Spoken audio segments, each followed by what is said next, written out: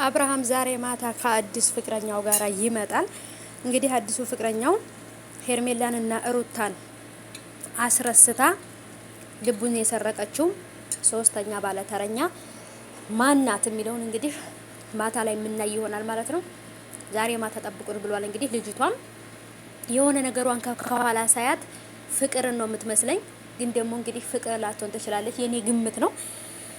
ሰላም ሰላም፣ እንዴት ናቸው የኔ ወዶች? ሰላም ናችሁ ወይ? ከኔ ጋር ሁሉ ሰላም ነው። እንዴት ናችሁልኝ? ሁሉ ሰላም። እንኳንም ፈጣሪ ለዚህ ሰዓትና ለዚህ ደቂቃ አደረሳችሁ የኔ ወዶች። ቀናችሁ የተባረከ ቀን ይሁንላችሁ፣ በሰላም ያውለን የኔ ወዶች። ዱአ አድርጉልኝ እናንተም።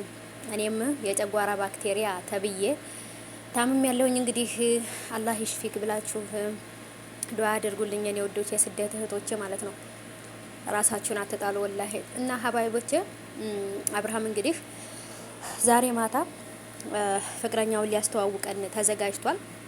የሆነች ተሽሞንሙና ነገር የሆነ ሲያዩት ምናምን ቆንጆ ትመስላለች። ፊቷን አላየናትም። በባለፈው አብሯት ቪዲዮ የቀረጻት ሴት ወይንስ ሌላ ሴት? ግን ደግሞ ራሷ ትመስለኛለች። በባለፈው ቲክቶክ ላይ ቪዲዮ የቀረጸችው አብራ ከሱ ጋር ማለት ነው። መስታወት ላይ ምናምን እንደዚህ ሽንት ቤት ውስጥ መታጠቢያ ውስጥ ገብቶ እንግዲህ ቪዲዮ ሲቀርጹ ነበረ። እሷ ልጅ ናት ወይንስ ደግሞ ሌላ ሰው? እንግዲህ በጥርጣሬ ነው ሁላችንም ገና እየተመለከትን ያለ ነው ማለት ነው። አብርሃም እንግዲህ ዛሬ ማታ ጉዱን ሊያፈርጠው ነው ማለት ነው። ሁሉንም ሴቶች ሊያተረማምሳቸው ነው ማለት ነው። በእርግጥ ያው ሩታ ምንም አላለችም። ደስታ ደስታዬ ነው፣ ኖርማል ነው፣ ከኔ ጋር ግዴታ መሆን አለብህ ብዬ አልልም ብለዋለች። ኩሩ እኮ ናት የኔ ሩታ ማለት ነው። የኔ ጀግና ሴት። እንግዲህ እናያለን።